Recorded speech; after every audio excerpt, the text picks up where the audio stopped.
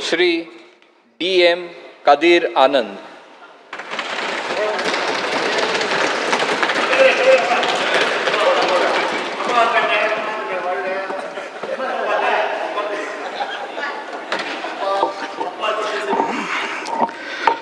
மக்கள் சபையில் தேர்ந்தெடுக்கப்பட்ட உறுப்பினராக துரைமுருகன் கதிரானந்த் என்னும் நான் சட்டபூர்வமாக நிறுவப்பட்டுள்ள இந்திய அரசியலமைப்பில் உண்மையான நம்பிக்கையும் பற்றுதலும் கொண்டிருப்பேன் என்றும் இந்திய நாட்டின் இறையாண்மையும் ஒருமைப்பாட்டையும் நிலைநிறுத்துவேன் என்றும் நான் மேற்கொள்ள இருக்கும் கடமையை நேர்மையுடன் நிறைவேற்றுவேன் என்றும் உளமாற உறுதி கூறுகிறேன்.